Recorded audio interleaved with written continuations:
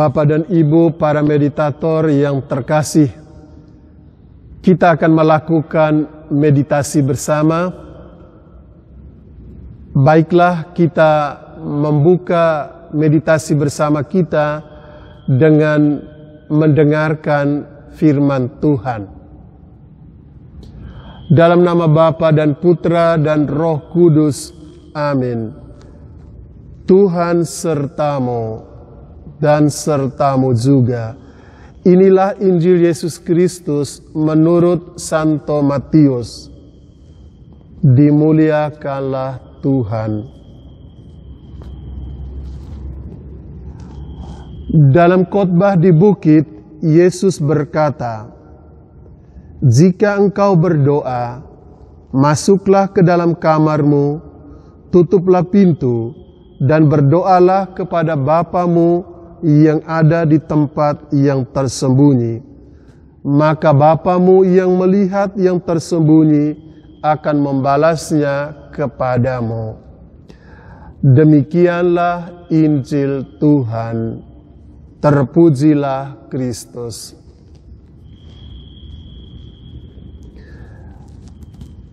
Kata Yesus kepada kita, kalau kita mau berdoa, kita masuk ke dalam kamar dan berdoa kepada Bapa yang ada di tempat yang tersembunyi itu.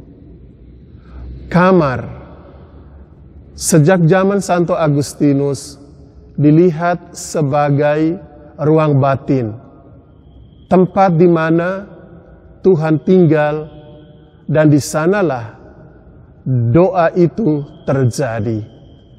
Jadi menurut Injil yang kita dengarkan saat ini, kamar batin adalah tempat di mana doa itu berlangsung. Hati kita yang terdalam, tempat di mana Tuhan tinggal, disitulah doa itu terjadi. Kita berdoa kepada Tuhan, semoga doa kita benar-benar menjadi sebuah doa yang berlangsung di dalam kamar batin kita.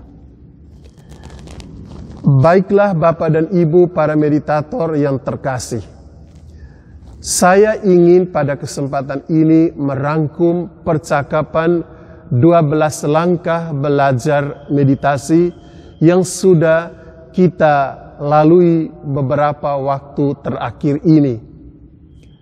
Saya ingin memulainya dengan menerangkan bahwa perjalanan meditasi itu adalah perjalanan menuju ruang batin itu.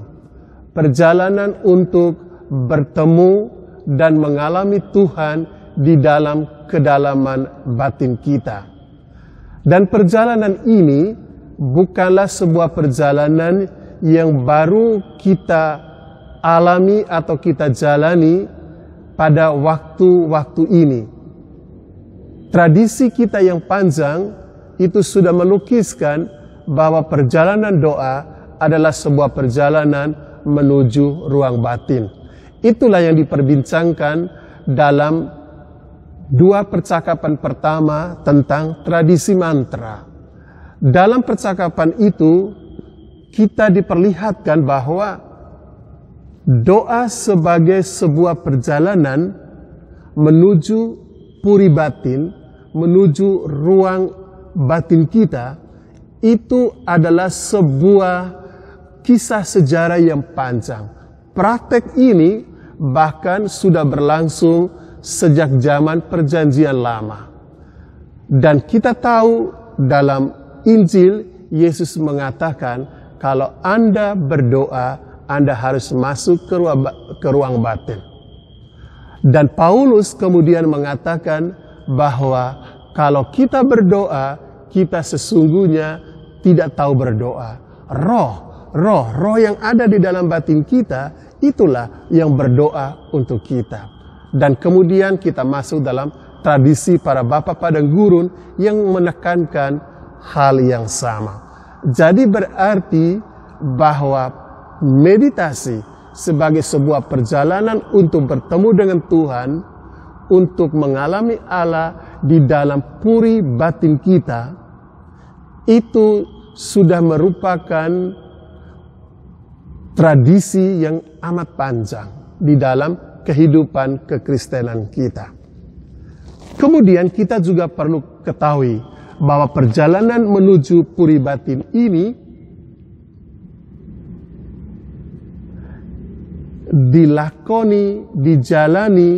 dilakukan hanya dengan mengucapkan sebuah kata doa, sebuah mantra, atau sebuah formula dalam tradisi para bapa padang gurun.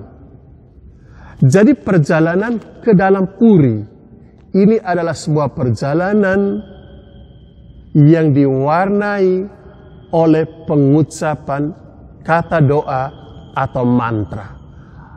Itulah sebabnya mengapa John Main dalam menerangkan 12 langkah belajar meditasi ini, dia menandaskan bahwa pengucapan mantra adalah merupakan inti dari langkah laku kita menuju ke puri batin itu. Dalam perjalanan menuju puri batin itu, kita juga melakukan apa yang semestinya dibuat supaya perjalanan ini terus melangkah ke dalam. Perjalanan ke dalam puri ini dapatlah kita katakan mempunyai dua gerakan. Pertama adalah gerakan mengarah ke pusat, gerakan perjalanan ke dalam. Tetapi itu adalah juga sekaligus adalah gerakan meninggalkan yang di belakang, menyangkal diri, melepaskan ego. Sebetulnya hal yang sederhana. Kalau saya berjalan ke depan, saya berjalan ke sana untuk bertemu dan mengalami Tuhan di sana, otomatis pada saat yang sama saya meninggalkan apa-apa yang di belakangku. Dan yang kita tinggalkan itu pertama sekali adalah ego kita. Maka John Main berbicara tentang menyangkal diri sebagai satu bagian yang penting dalam perjalanan meditasi kita. Perjalanan ke depan untuk berjumpa, untuk mengalami Allah, dan pada saat yang sama adalah juga meninggalkan yang di belakang, menyangkal diri, melepaskan ego. Banyak kita tahu itu dari Yohanes Cassianus. Maka dalam percakapan kita dari 12 langkah ini, Yohanes Cassianus mendapatkan tempat istimewa. Karena dari dialah tradisi padang gurun ini terwariskan kepada kita. Bapak dan Ibu para meditator yang terkasih, saya harap kita sudah mulai mempunyai gambaran bahwa kita melakukan perjalanan ke pusat. Perjalanan ke pusat ini mempunyai dua gerakan, yaitu terarah ke depan untuk bertemu dengan Tuhan di sana dan meninggalkan yang di belakang, teristimewa ego kita. Itu penyangkalan diri. Itulah sebabnya umpamanya dalam Cloud of Unknowing dikenal dengan dua gerakan yang sama. Gerakan ke depan kita memasuki awan tidak tahu, tetapi pada saat yang sama yang di belakang kita itu kita tinggalkan, yang disebut dengan awan kelupaan, the cloud of forgetting. Itu kalau kita paham dari buku Cloud of Unknowing. Jadi oleh karena itu perjalanan ke depan untuk bertemu dengan Tuhan, pada saat yang sama meninggalkan yang di belakang, teristimewa ego kita. Tetapi perjalanan ini membutuhkan stamina. Jadi membutuhkan sikap batin yang tepat. Sikap batin manakah yang membuat kita mampu bertahan dalam perjalanan menjumpai Tuhan di pusat puri itu? Spirit yang kita butuhkan untuk tetap tekun dan disiplin dalam perjalanan itu adalah spirit mencari kerajaan Allah pertama-tama.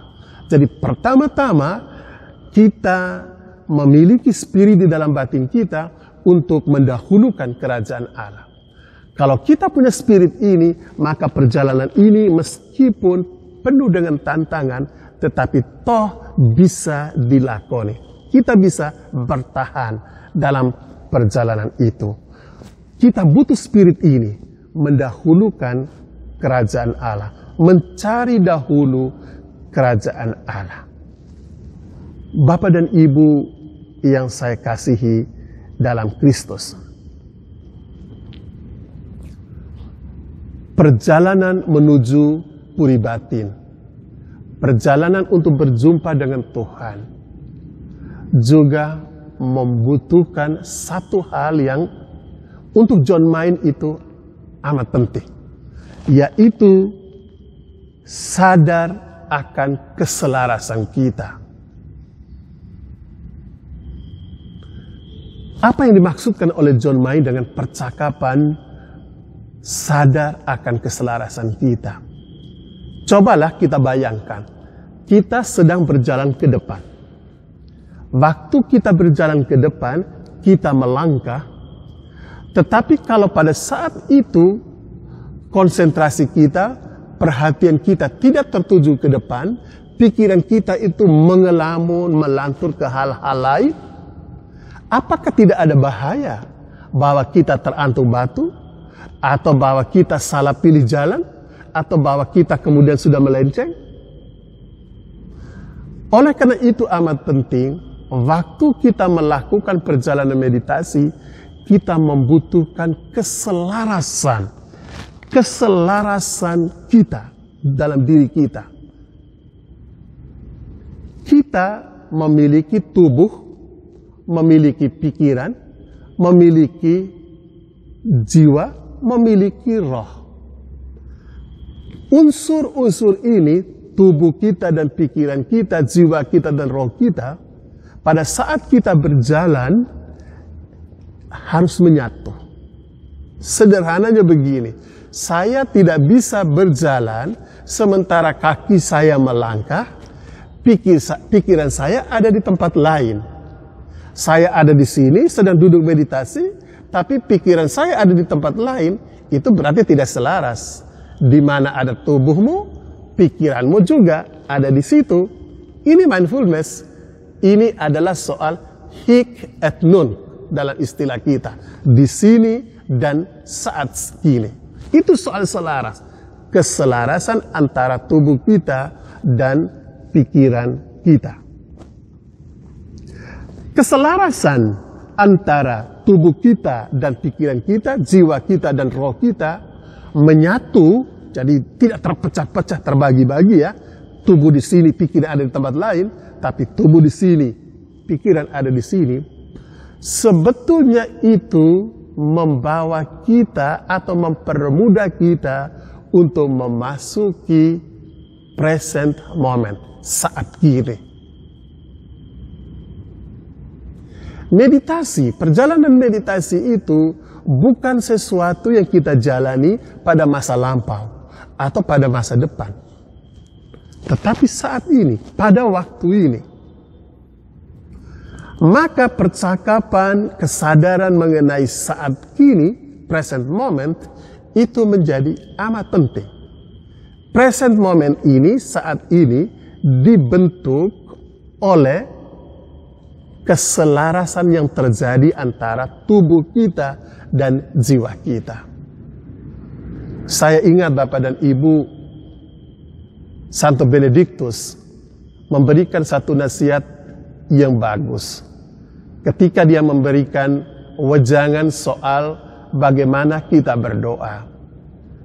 Berdoa Mazmur. Dia mengatakan, apa yang diucapkan oleh bibirmu harus selaras dengan hatimu. Jangan sampai bibir kita mengatakan, "Ya Allah, bersegeralah menolong aku," tapi hati kita itu tidak ikut serta dalam pengucapan kata itu. Jadi, mulut berbicara A, batin tidak tersertakan. Jadi batin kita itu sebetulnya tidak terlibat di dalamnya. Kalau itu terjadi, itu berarti tidak ada keselarasan. Dan tidak adanya keselarasan ini membuat kita susah untuk masuk dalam saat ini. Dalam keseharian hidup kita, itu berarti saya duduk doa di gereja, tapi pikiran saya ada di mall. Itu tidak selaras, itu terbagi pikiran dan tubuh kita. Dan juga itu berarti saya tidak hadir saat ini, di sini, di kapel ini. Ini soal mindfulness. Pada akhirnya John Main ingin mengatakan, perjalanan ke dalam yang mengandaikan dua gerakan, ke depan mencari dan meninggalkan yang di belakang, di mana kita diminta untuk menyelaraskan tubuh kita dan jiwa kita yang membawa kita masuk dalam saat ini. Kalau ini dilakukan sendirian memang berat, itu akan menjadi lebih sulit. Itulah sebabnya mengapa kita membutuhkan komunitas. Dari 12 langkah belajar meditasi yang John Main tawarkan, terakhir sekali dia bicara tentang komunitas Kristiani.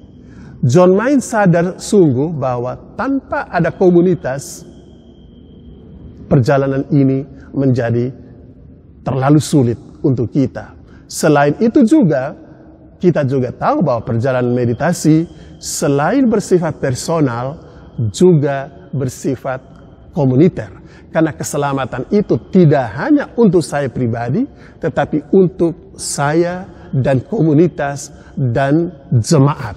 Jadi ada segi eklesial, komunitas, komuniter dari keselamatan dan juga dari perjalanan doa ini. Singkat kata, perjalanan ke dalam ini adalah perjalanan yang sudah berlangsung lama dalam tradisi. Dengan penekanan pada ketekunan mengucapkan kata. Dan ini menjadi 4 langkah pertama dari tradisi meditasi ini. Para saudara yang saya kasihi dalam Kristus, kurang lebih begitulah kalau kita ingin mencoba melihat mata rantai kerangka dari 12 langkah belajar meditasi yang sudah kita lakukan pada beberapa pekan terakhir.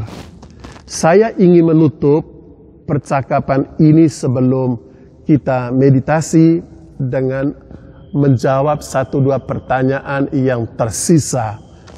Pertanyaan pertama dari Ibu Sandrawati, Surabaya. Mengapa pada waktu meditasi kita menyalakan lilin? Singkat saja, lilin ini biasa kita pakai dalam tradisi Katolik kita pada saat kita berdoa.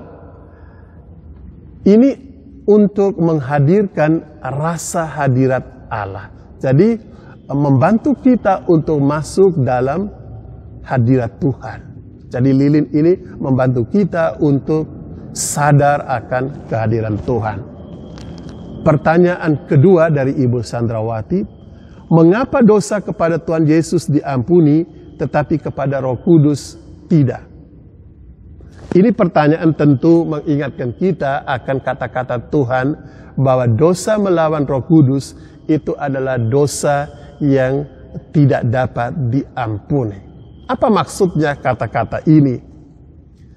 Umumnya orang mengerti kata-kata Tuhan ini sebagai ungkapan bahwa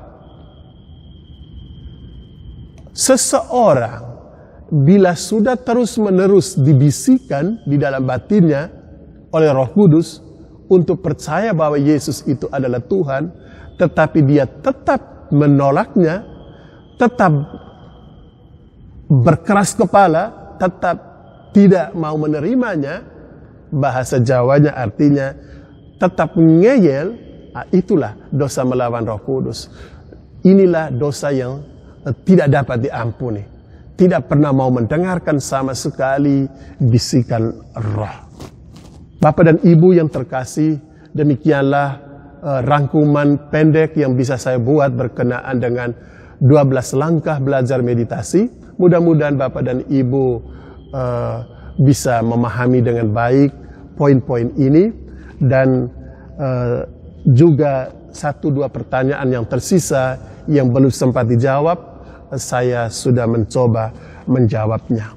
Baiklah, sekarang kita masuk dalam meditasi kita. Duduklah dengan tenang, setenang mungkin. Duduklah dengan punggung tegak. Di dalam batinmu, ucapkan Maranatha.